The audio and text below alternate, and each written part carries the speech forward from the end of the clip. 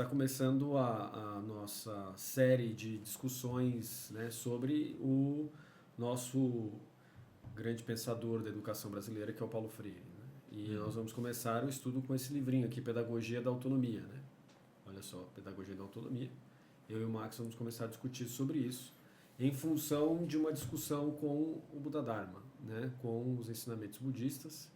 Vamos fazer um paralelo também, claro, colocando ensinamentos da Igreja Católica Romana, do cristianismo em geral. Né? Então tem uma discussão, um debate, uma conversa em relação a esses elementos que constituem a identidade brasileira. Né? Então esse é o nosso objetivo no final das contas, né? Investigando o que é a identidade brasileira. Mas Max, o que você é a ideia de trazer você para falar sobre Paulo Freire junto comigo é justamente porque você está com a mão na massa, por assim dizer, né? Você trabalha na escola pública? Como Isso. é que é? Eu dou aula atualmente na escola pública, desde 2011, na escola pública de Campinas. Trabalhei em escola particular de 2007 até 2014. Né? Eu foquei na escola pública depois, em 2015, quando a escola que eu lecionava virou integral. A proposta de educação integral com um tempo estendido. Né? O que é integral? O dia inteiro? Então. Aí entra a coisa do tempo estendido, porque na LDB o integral é você tratar o aluno de forma integral. É porque está me soando Darcy Ribeiro, entendeu? Você está falando integral, está me vindo aqui a memória. Justamente. Então, assim, a educação integral, na verdade, é você trabalhar o aluno de maneira integral, ou seja, pelo conteúdo da disciplina, por questões comportamentais e interpessoais, trabalhar outras questões que abrangem os alunos. Tá? Então, assim, não é só você focar na matéria que você tem que dar. Então, essa é a noção de educação integral. Quando fala de educação integral em tempo estendido, aí sim que entra o dia inteiro, bem entre aspas. Né? Na escola que eu leciono, por exemplo, é das 8 às 16h20, na maioria dos dias. Tem 2 dias só que é até às 3h30. Então, não chega a ser o dia todo, como nas escolas estaduais, que são um período maior, que é das 7 da manhã até as 17. Certo. Então, aí já é outra proposta. Então, assim, a ideia é essa. Né? Quando fala de escola integral, é nessa primeira concepção da LDB, e aí você fala do tempo estendido, porque o tempo estendido não é o que caracteriza a escola integral, mas sim a proposta pedagógica. E aí você passa quantas horas por dia na sala de aula? Na sala de aula é pouco, porque assim, a Campinas foi uma das primeiras a introduzir a lei do 1/3, né? Que é 1/3 em sala de aula, o resto é mais reuniões. Então, eu tenho por volta de 4 turmas, cada turma tem 6 aulas. Tá? Então, são 24 aulas. Por semana? Isso. Só que daí tem tempo de reunião, outros tipos de apoio, por exemplo, a projetos, né, que daí seria apoio à gestão, que é um dos que eu faço. Eu tenho um outro que é o RP Filmes, que é trabalhar com áudio, o foco só no audiovisual para criação de filmes de ficção lá com a molecada.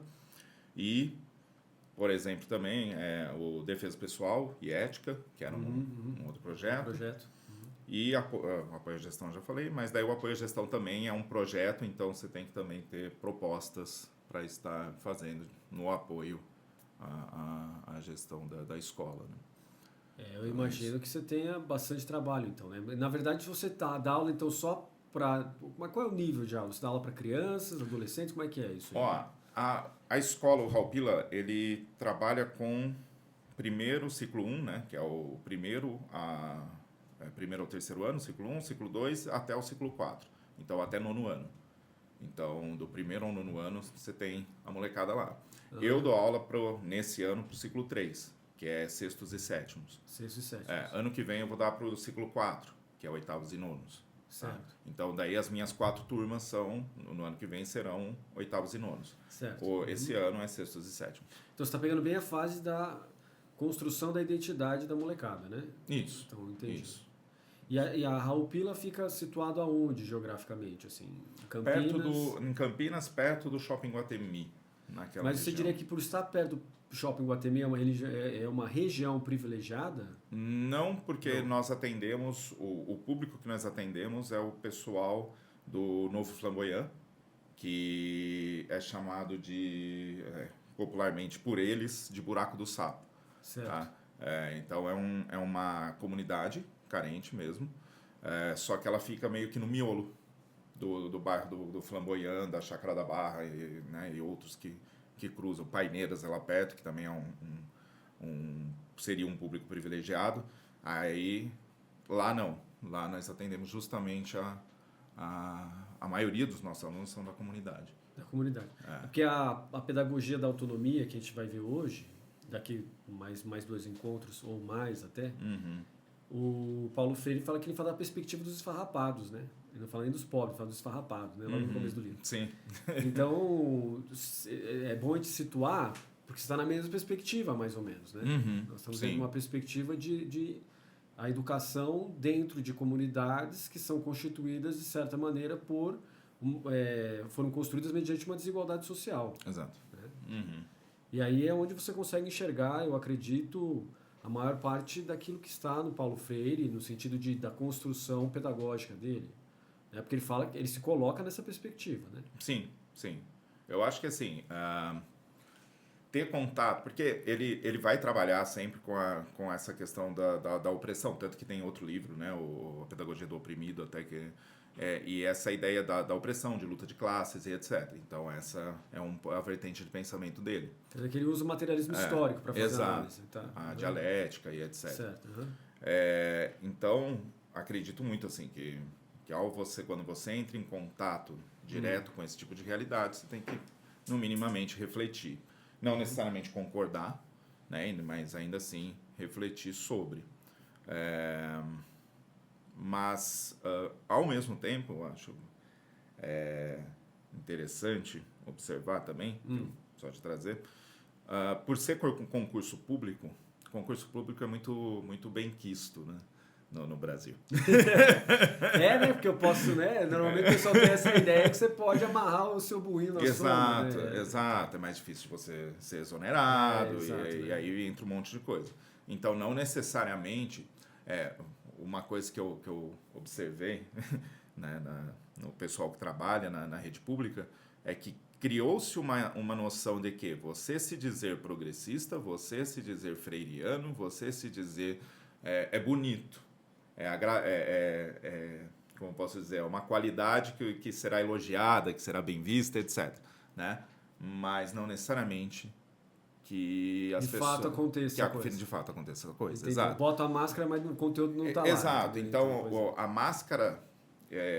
isso é interessante até nesses momentos mais atuais que nós estamos. Né? A máscara que se vende muito lá dentro é a ideia de ser de esquerda, de ser progressista, de ser... Só que quando começou todo esse questionamento da esquerda, por assim dizer, né? Das pautas da esquerda que nós temos hoje... O questionamento feito pela direita. Exato. Que alguns chamam também de extrema-direita, eu não sei. Eu não sou... Direita, extrema-direita, sei lá. Eu não sou sociólogo, então não saberia. Mas ainda assim, foi tirando essa... o pessoal começou a tirar um pouco essa máscara, né? Eu não preciso mais ser de esquerda. Né? Então aí começou a aparecer um pouco mais de pessoas que pensavam de forma... distinta no sentido de como posso dizer, objetivo da educação mesmo, né? Porque o próprio Paulo Freire coloca a questão da educação crítica, né? E há muitos que atualmente conseguem já se colocar nas reuniões um tanto contra a ideia da criticidade. Contra a ideia de criticidade, mas aí como é que fica a questão da curiosidade nos dizeres do Paulo Freire, curiosidade ingênua para curiosidade pedagógica ou a curiosidade epistemológica, né? Então, nesses casos, e eu vou já dizer, não é o que eu defendo, mas o que eu já ouvi defender, o que nós temos é pessoas que se colocam, né, uma visão de que eu, como professor, sei coisas que o aluno não sabe. Até aí, Ok, vamos lá. Portanto, eu estou hierarquicamente superior a ele, o que ele precisa fazer é me escutar. Ponto. Entende? E a partir do momento que eu estou dando aula e ele está me escutando, que é o que o Paulo Freire coloca de educação bancária, né? Então, isso que era uma pergunta que eu ia te fazer. Como é que você vivencia essa educação bancária? Quer dizer que é desse modo, eu encosto no balcão, recebo a informação, é isso? Mas não funciona. Por que não funciona? Porque nós temos também uma que é o prático. Normalmente, quando a pessoa ela pensa nessa educação bancária, que é a educação de que a pessoa vai lá, verbaliza, e as pessoas, quem está lá só vai absorver, né? Precisaria de uma sala de aula nos moldes entrei e está todo mundo quieto. E na escola pública, pelo menos nas que eu passei, que não foi só o Raul Pila, mas a Raul Pila é uma delas, não acontece. Né? A ideia do respeito ao professor já é uma coisa, pelo menos atualmente, muito mais necessária de ser construída no dia a dia. Certo, entendi. O que poderia antigamente, porque você tem uma família que fala, não, o professor falou, está do lado do professor. Hoje em dia, problemas que surgem, que aparecem na escola muitas vezes, é o não apoio da família. Então, o respeito que se ganha dos alunos acaba sendo nessa vivência. Né? E um deles, que eu acho que bate com o que o Paulo Freire fala, é o lance de que aquilo que você ensina está na sua prática. Certo, é uma questão de sistema coerente, pelo que eu percebi também. Ele fala muito disso. Né? Exato. E isso eu acho muito interessante, muito importante. Pelo menos assim, nas experiências que eu tive com os alunos, principalmente do Raul, que eu estou há mais tempo, essa noção de que o que eu estou ensinando, eu estou praticando, seja não só a questão da teórica de artes, etc., mas também nessas relações interpessoais, ou em conceitos e noções como, tipo, respeito, e assim vai, respeito, mas e aí? O que é respeito? Daí, tipo, na minha prática, tá lá. Isso dá uma abertura de respeito múltiplo, né? Um respeito múltiplo não, um respeito vindo do aluno também, né? Você se torna um parâmetro de... Isso daí, assim, é rápido? Não, não é. É uma coisa, assim, tranquila? Não, não é. Nunca foi. E isso acho que ele também coloca, ou foi a Bell Hooks num dos livros dela lá, que ela fala que é conflituoso. Escola é conflituosa. Me parece que está aqui dentro do texto, de alguma maneira ele contempla essa ideia, né, de uma espécie de praxis, né, uma autorreflexão que se faz no verbo relacional. Isso. Né? Uma questão de gramática relacional, o verbo ensinar é um verbo relacional, né? Que a gente trata como sujeito, verbo, e o verbo, que categoria que é? Nós temos o predicado e é um verbo que exige objeto direto e indireto. Isso não é uma questão muito substancialista, uma questão mais relacional. Como ele coloca, envolve ensinar e aprender ao mesmo tempo. Né? Então você tem o sujeito que transfere conhecimento, mas é o sujeito que absorve o conhecimento transferido pelo outro.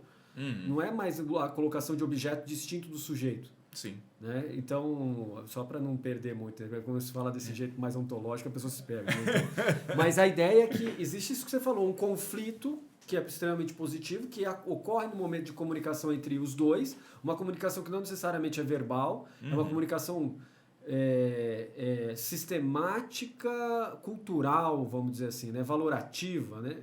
Moral, ética, e a questão dele falar de uma ética universal também. Né? Sim, sim. Esse lance do relacional, do aprende, etc., porque assim, voltando só um pouco àquela ideia da máscara que se veste, sou freiriano, porque o professor ele aprende tanto quanto o aluno. Vamos com calma. Porque quando você... A ideia, assim, que eu não acho que nem é o que o Paulo Freire quer dizer. Não é o que ele fala. Não é você não está lá em relação ao aluno como se fosse um aluno. Como se fosse um aluno, não. É uma relação, mas você tem o seu lugar, entendeu? Exato. Pois e o que você aprende é outra coisa. É outra coisa. Sabe? E aí está disposto a rever as suas ações também. Isso eu acho... Então, mas essa revisão é mediante a eficiência e eficácia do método que você está escolhendo, Ou seja, se o aluno está aprendendo mesmo, porque o Freire, ele usa uma ideia de aprendizado um pouco distinta, né? Ele quer que o aluno se torne um aluno curioso, que consiga transcender as barreiras daquilo que ele chama de curiosidade ingênua para curiosidade de pesquisa. Isso. Mas você vê isso na prática? Quer dizer, você vê a transformação da identidade do aluno para um ser curioso, mais ou menos, e alguém que fica focado sim e fala, nossa, eu vou me aprofundar naquilo que eu estou vendo e ainda fazer conexão com uma questão crítica da realidade que está acontecendo em volta de mim. Ele até chega a falar, né, das questões da Luiza Erundina, de como era a escola, ele fala da estética do ambiente que transforma a ética da pessoa, mas é em função de uma aplicabilidade desse conhecimento numa crítica àquilo que está acontecendo perto da pessoa, na região da pessoa, na vida da pessoa e assim por diante. Você vê isso acontecendo? Não? Como é que é? Eu vou falar um pouco dessa questão mais ampla do ambiente, etc., depois. Só para essa questão da curiosidade, vamos lá. Eu não acho, que isso é tão claro como trabalhar isso, né? E nem se é para todos os professores. E nem se é algo que realmente o professor tem interesse em. Tá? Então, acho que tem esses pontos. Porém, o que eu tento, pelo menos na minha prática docente, eu já reformulei as estruturas da minha aula, né? Justamente para tentar trazer mais interesse do aluno pelo assunto que está sendo tratado. E uma das maneiras que eu achei bem interessante, e que eu acho que adentra isso, que hoje tem até alguns estudos relacionados, focados nisso, que é a pedagogia de projetos, pedagogia de problemas, né? Baseada em problemas. Certo. Então, que você traz não só o assunto teórico, porque tem a aula expositiva, ela existe, você não, e eu acho que também, de novo, não é o que ele pretendia, né, extinguir a aula expositiva, então ela existe, porém ela existe para dar subsídios para o aluno pensar mais, pesquisar mais, se interessar mais por aquele tema. Né? E quando você trabalha na parte, principalmente prática, você traz possibilidades de ação ou algo a ser resolvido e quais as possibilidades de ação dentro do seu componente que poderia... Aí eu acho que existe sim um movimento dos alunos de querer entender mais. Certo. Né? E eu acho que grande parte disso, talvez, claro, tem um pouco a ver com uma certa ludicidade, mas eu acho que talvez grande parte disso vem do você conseguir instigar a partir da vivência do aluno. Eu dou aula de artes. Um dos meus pontapés para cada... Eu divido minhas aulas em ciclos, né? Então, para cada ciclo, eu dou um pontapé com um filme. Só que, normalmente, eu não pego filme cult, etc., porque a ideia não é essa. A ideia é trazer da onde eles já têm o costume de fazer, trazer alguma reflexão que saia, daí sim, do costume e traga, tem coisa que eu posso ir atrás, né? Eu posso entender melhor. Então, às vezes eu pego, uma animação popular que eu digo não é mainstream, tem um outro nome, fugiu agora, pop, mas a cultura pop, senso comum, sabe? Só que a partir dessa animação, você vai trazendo o que foi pensado, como foi pensado. Isso é interessante. Como foi estruturado o roteiro, sabe? Por que foi desse jeito e não daquele? Por exemplo, divertidamente, no primeiro filme, ia ter um vilão, ia ter um personagem, um vilão personificado. Eles mudaram de ideia, porque a ideia era mostrar um processo de depressão da menina, dela entrando em depressão. E a depressão, de vez eles trazerem como um personagem, para mim foi uma jogada muito legal, assim. De vez trazer como um personagem, trouxe como uma relação de coisas que estavam acontecendo no interior dela. Então você muda um pouco, não é um cara do mal, não, é uma situação que está trazendo uma falta de sentido na vida dela, né? E que tem relação com o que ela está vivendo. Então, a partir disso, e trazendo como eles pensaram os personagens, traz artes conceituais, traz não sei... Aí eu falo, legal, o que é? E aí eles vão se interessando depois em pesquisar mais coisa, eles começam a olhar diferente outros filmes, né? Porque daí você já não vê apenas o produto pronto, como se, não, você vê que tem coisa por trás, tem pensamento por trás, tem coisas que são defendidas, né? teorias, às vezes, que estão lá. Naquele filme Possuídos, por exemplo. Você tem uma teologia Certo. que tá por lá, né? Que é o que trabalha com o anjo não ter forma, porque o Azazel não tem forma, né? Então você tem escolhas que são feitas e como eles trabalham essas escolhas. Você está falando do filme do Denzel Washington. Isso, certo? esse mesmo. Esse É. mesmo.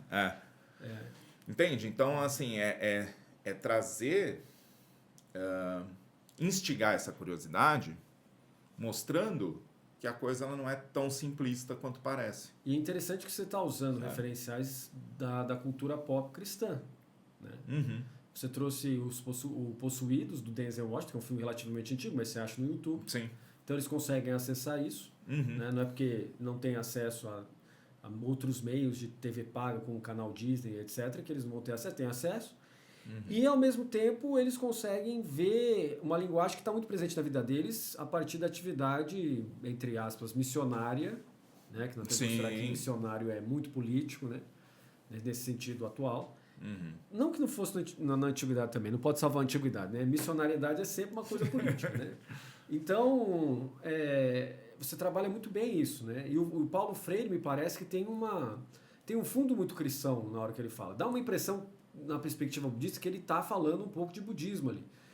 Quando ele fala do não eu que é o tu, né? Por exemplo, no momento que ele fala não eu que é o tu. Mas no budismo você não fala que o outro é o tu, você não entra pro lado afirmativo, você se identifica na categoria negativa. Não eu é não eu. Sim. Não, mas afirmo que é o tu. Não é o tu, é todos, então, né? Então, aí, essa sua sacada me parece freiriana, entendeu? Muito né, da prática que ele está colocando, que é pegar aquilo que está à mão, é um pouco heideggeriano também, né? Pegar aquilo que está à mão e transformar isso numa espécie de escada para o aluno entender a sua própria curiosidade, né? Ele descobre que ele é curioso, na verdade ele não sabe inicialmente que ele é curioso, né? Me parece que é isso. Né? Mas sabe que um segredinho assim básico, por conta de toda essa relação que tinha com o pessoal que vestia máscara, eu sou progressista, sou freiriano, etc. Eu nunca tinha lido Freire há um bom tempo. Eu imagino. Porque eu olhava, eu olhava assim, algumas atitudes, algumas formas de tratar alunos, etc. Que eu falava, cara, isso é ser freiriano? Nem quero saber o que é isso. Tô fora, saca? E assim, muito dessas reflexões que eu tinha em relação à estrutura de aula, de como trabalhar, etc., ela vem muito mais do conceito de Upaya Kausalya. Que seria meio os habilidosos pedagógicos dentro do budismo, a sétima perfeição do Bodhisattva, né? Daquele que busca pela iluminação. Exato. Entendi. Foi pensando sobre, né, que eu falei, calma, vamos lá. Como eu posso alcançar em Campinas, nós temos o conjunto, algo que é para ser trabalhado com os alunos, chama saberes. Me lembra muito... Me lembra não, né? Porque assim, não tem uma definição clara nas documentações, né? E aí acaba tendo um monte de pessoas trabalhando meio do tipo, o que é saberes? O que eu acho que é saberes. Daí alguns trabalham saberes como se fossem conteúdos, outros trabalham saberes como se fossem competências. As competências do Bloom, por exemplo. Semelhantes, assim. Semelhantes, né? E eu prefiro muito mais indo para esse lado. E em discussão com os professores de artes lá do Raul Pila, nós entramos nesse acordo, porque indo para a ideia de competências, algo semelhante a competências, nesses saberes, você possibilitaria, porque em artes nós temos um enrosco. O componente curricular, ele inclui artes cênicas, dança, música, artes visuais. Então isso é um enrosco, porque se você for dar uma aula com tudo isso, você não dá nada. Você vai ter que dar um pouco, de desenho, pintura, daí depois você já pula para música, é tudo só experimentações e etc. Certo.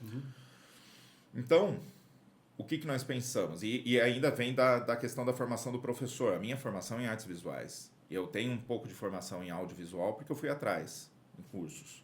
Né? Um amigo meu era formado em música, né, que deu aula lá também. Aí tem uma outra que já deu aula no Raul Pila também, que era dança. Então você tem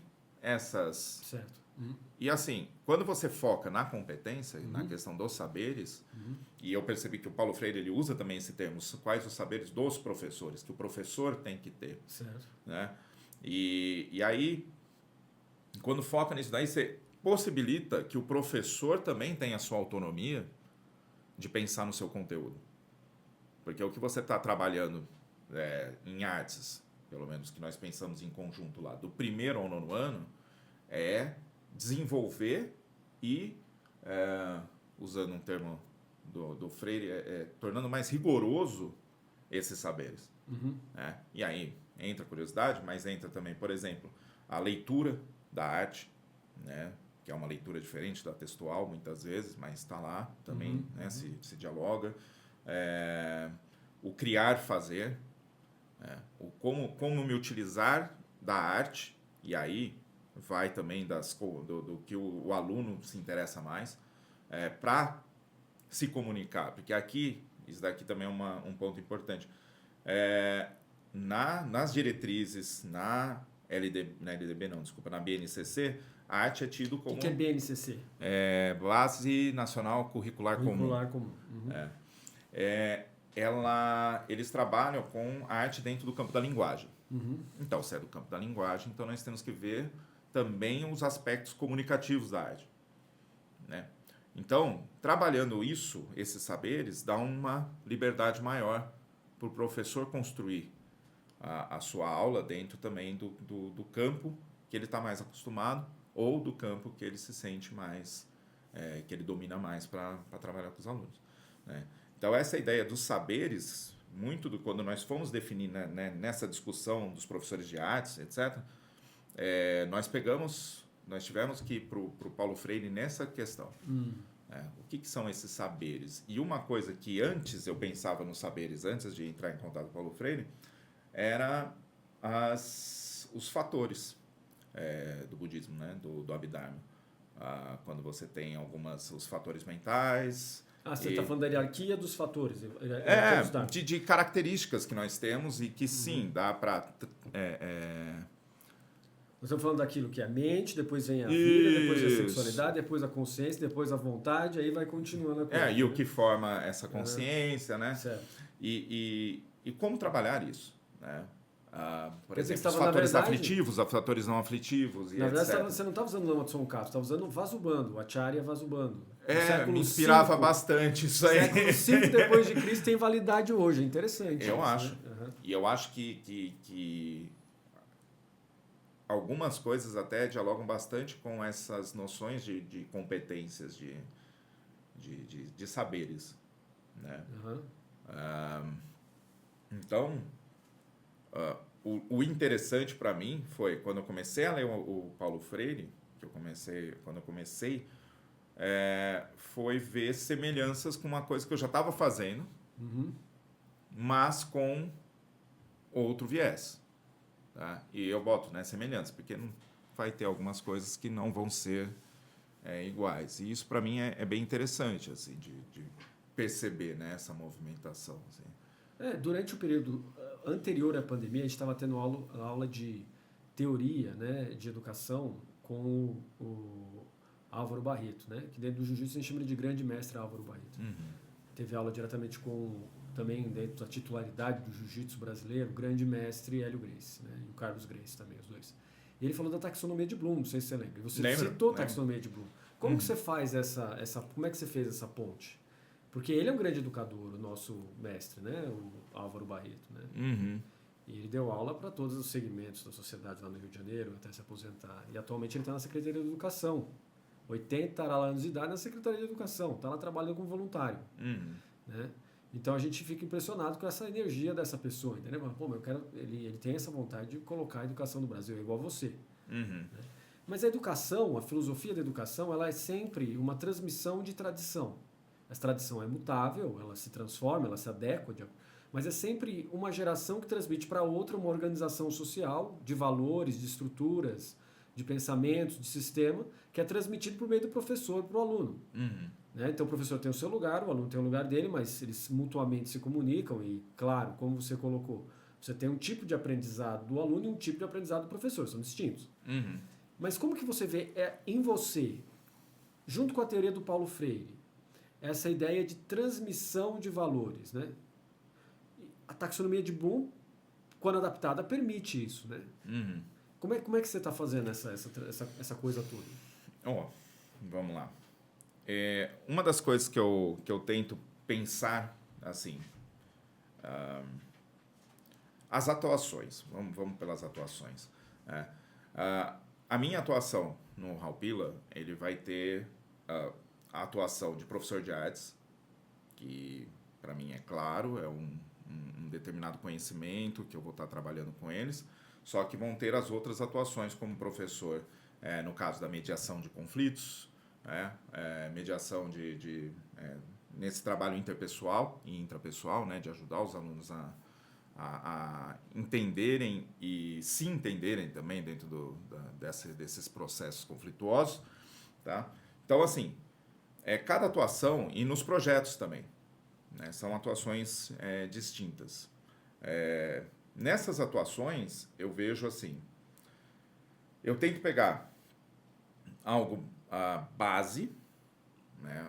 Por exemplo, vamos pegar na artes, na atuação de professor de artes. Que é sua área. Eu parto da questão das percepções. Certo. Né? Vamos trabalhar com percepções. E de novo, um pouco uma adaptação de Vasubando no rolê. Tá? Por quê? Porque eu tento trabalhar essa noção com eles. O que são as nossas nossos sentidos, né? O que seria, o que nos permite, por exemplo, ver algo, escutar algo, o que é o som, né? O que é o objeto da audição, no caso, e o que surge quando quando tem esse contato entre o órgão sensorial, por exemplo, e o objeto, né? E aí que entra toda essa questão do conhecimento. E nisso, a partir disso, eu tento trabalhar desculpa, só para explicar melhor isso. Entrou em contato, você tem o conhecimento do objeto, esse conhecimento ele vai estar atrelado a diversos outros tipos de pensamentos, fatores mentais que dão memória, raciocínio, certo, e etc. Faz parte da sua consciência. Que está lá, que faz parte da consciência, né? Isso quer dizer o quê? Que muito do que eu vou aprendendo, ou pesquisando, ou tentando entender dentro da matéria, de alguma matéria, vai mudar essas relações, essa consciência que surge do meu contato com os objetos. Certo. Né? Então, a própria leitura, então pegando isso daí, dentro da leitura na artes, é trabalhar, primeiro, o entendimento do que está sendo visto, né? Para depois ser trabalhada uma criticidade em cima do que está sendo visto. Só que é um processo pensado do começo do ano até o final do ano, dentro do sexto ano, por exemplo. Então, dentro do sexto ano, nos meus questionários, porque eu trabalho também com questionários textuais a respeito de filmes, etc., eu tento trabalhar, então, algo muito mais descritivo, para um entendimento mais, é isso que eu estou vendo, é isso que eu estou vendo, e nisso, no decorrer do ano, eu vou tentando trazer coisas mais abstratas, tipo, quais os valores que estão presentes dentro desse filme, dessa narrativa, tá? É perceptível que esse filme ele trabalha com a noção de vingança. O que é vingança aí nesse filme? Como ele defende? Quais são os argumentos narrativos para ele considerar essa vingança algo bom ou algo ruim? O autor. Daí depois, e aí? Mais para frente, e aí? O que você pensa sobre esse tema que foi tratado, da maneira que foi tratado? E também, às vezes, tentando puxar. Você consegue ver alguma incoerência, né? Que dá a ideia, por exemplo, no final, a vingança... Eu estou pegando essa ideia de vingança porque é bastante comum nos filmes de Hollywood, né? Sim. Então, assim, ela é tratada como algo benéfico pelo final. Se encerra com a pessoa que vingou se satisfazendo, tudo deu certo e etc. Beleza. Então, parece que o autor minimamente acha a vingança algo, né, bom. Porque nada de ruim Nós acontece temos, posteriormente. Aliás, nós começamos falando do Denzel Washington. O Denzel Washington tá com É uma o Chamas da trilogia. Vingança, Não, aí já é o quarto, né? Que já Pode tem crer. o Equalizer 1, 2 e 3, aí Chamas da Vingança que deu o start para os 3 filmes seguintes. Né? Não tem muita conexão, mas a menina aparece. A menininha do Chamas da Vingança, que é uma catatauzinha, Sim. ela cresce e faz o último com ele, entendeu? Olha Você só. fala assim, nossa. Justamente. É uma sugestão, entendeu? Então, só que dentro daí da narrativa, ou seja, do discurso de quem fez, ele consegue defender realmente isso?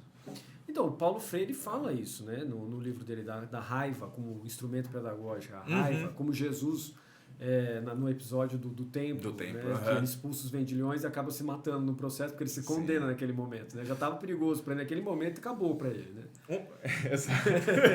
Se condenou de vez. Aí já é. Mas, exato, e eu acho que assim, isso é interessante, né? Porque também não é uma abordagem simplesmente que moraliza no início. Né? Não é uma tentativa de moralizar, é certo ou errado. Não. Vamos entender. Faz sentido? Não faz? Que tipo de raiva, por exemplo, aproveitando isso daí? Raiva, revolta e etc. É tudo realmente negativo? Você se revoltar contra uma situação de injustiça, por exemplo, é necessariamente negativo? Né? E eu acho que esse trabalho de raciocínio crítico dá para partir, portanto, assim, nesse caso da leitura artística, né? Da base sensorial, de descrições, dessas descrições. E aí, dentro disso que você está conseguindo observar agora? Mas você não tem problema quando ficando extremamente revoltado na hora que ele começa a perceber injustiça social, por exemplo? Não, cara, não. Porque Não? eu acho que eu sou muito revoltado. Então, acho que então, não. o aluno já fala, não, já está revoltado por mim, entende? Eu acho que assim, eu sou um pouco nervoso nesse sentido. Então, assim, eu acho que não, principalmente que eu acho que a ideia é justamente trazer dentro dessa revolta, o que fazer? Porque a revolta pela revolta, ela pode gerar o efeito inverso, né? Que isso aí eu converso bastante com meus alunos em assembleia, quando tem as assembleias, que é uma das atuações de relações interpessoais.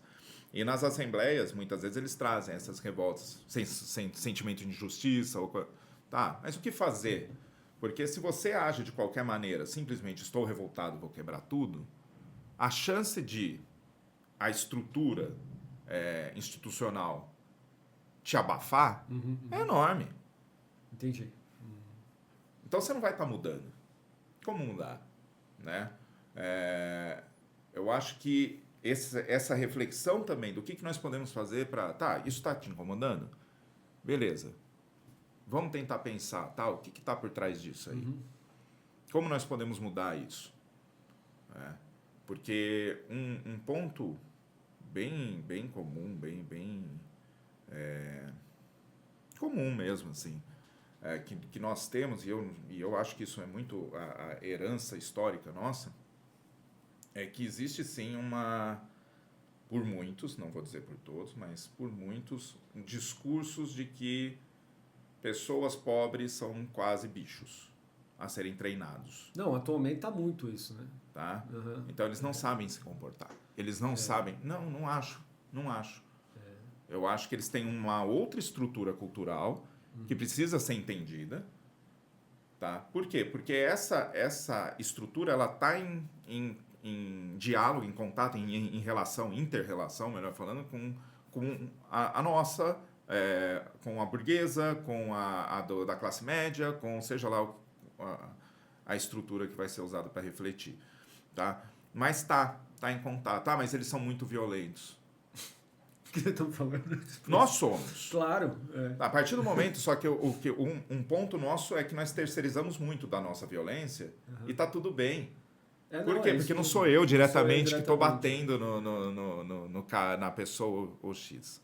Tá? Eu vou contar uma coisa bem por cima, sem detalhes, porque ainda está... Mas teve um aluno meu que foi alguns alunos que foram falar um oi lá para mim em casa nas vésperas do Halloween. E eles isso foram é raro, pedir... né? Professor que deixa aluno ir na casa dele... assim, difícil isso, né? sim, eles como eu moro lá perto da comunidade, às vezes eles passam, a praça que eles gostam de usar é lá perto, então às vezes eles passam, tocam a campainha, pedem uma água ou Mas não tem uma bate implicação, um papo. por exemplo, tem implicação ética em relação ao... Não, porque assim, eu acho que um dos pontos, e eu deixo isso muito claro para eles, eu não vou deixar vocês entrarem. E eu não vou deixar vocês entrarem, principalmente por uma coisa, não é falta de confiança em vocês, é simplesmente porque... Para pensar que eu estou fazendo alguma coisa com vocês, então, é assim. 2 segundos. Então, eu atendo eles na frente. Entendi. E eles sabem disso. Então, para mim, tá então, ok. Tá?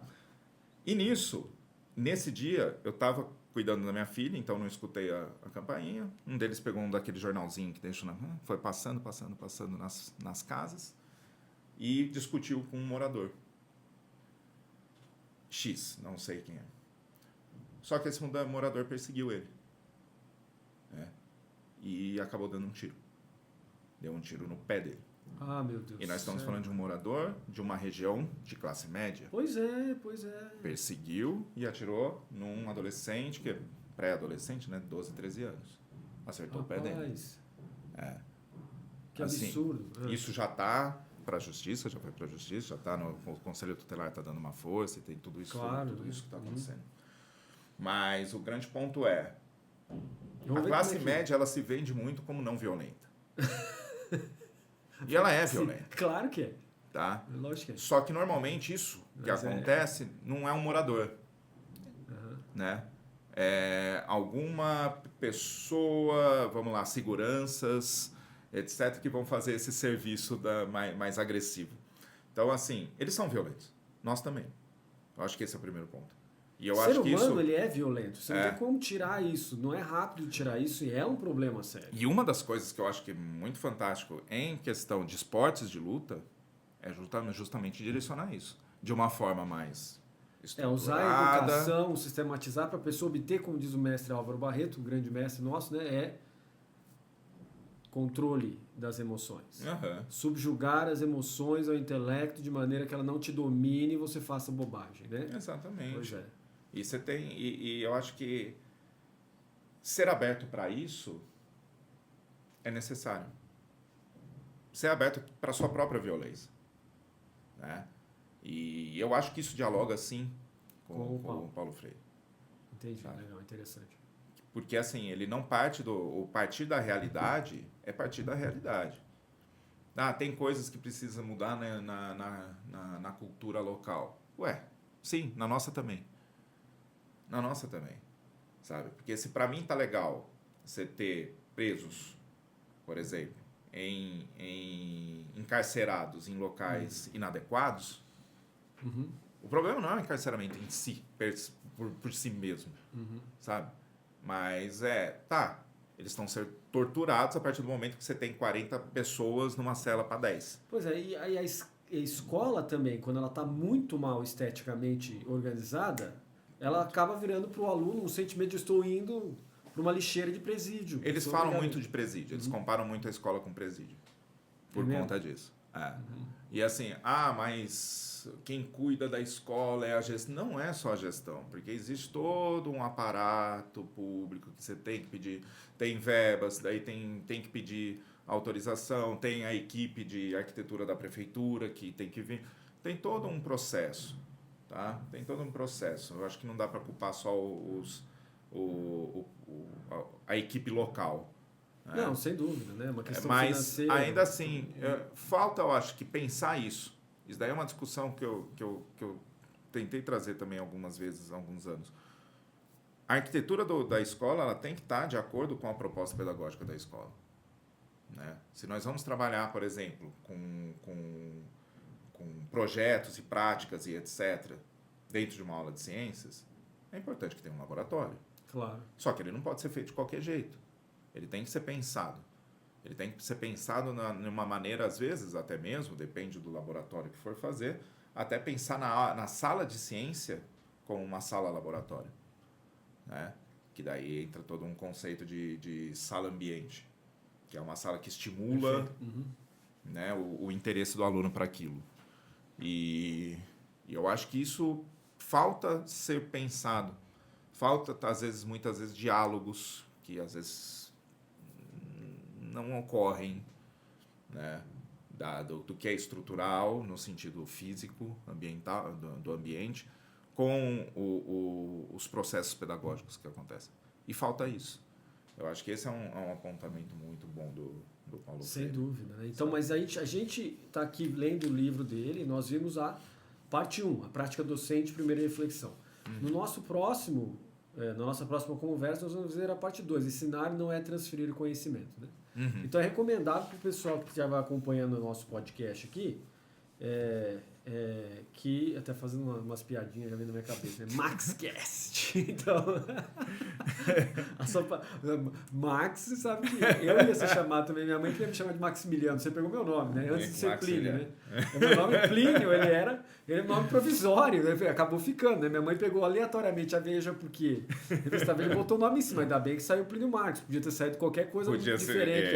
Ia ficar mas um dos votos era meu nome, era para ser o seu, Maximiliano. Então, né, você imagina que a minha vontade de ficar zoando com isso aí é um pouco, né? Mas a gente viu então essa primeira parte. Quem estiver acompanhando esse livro aqui, ó, Pedagogia da Autonomia, não necessariamente esse livro, mas é o livro que nós estamos acompanhando aqui com o Paulo Freire, tá bom? E aí, Max, vamos dando continuidade aos nossos estudos das obras do Paulo Freire. Vamos contrabalancear essa questão que você colocou da máscara, né? Eu sou um freiriano, mas nunca leio Freire. Né? Não, na verdade, nós vamos progredindo com essas conversas como fator motivacional para as pessoas poderem ler o Paulo Freire, que é um dos grandes construtores da identidade brasileira. Né? Muito obrigado por você ter vindo aqui. Eu que agradeço. E vamos para o próximo capítulo nosso. Vamos nessa.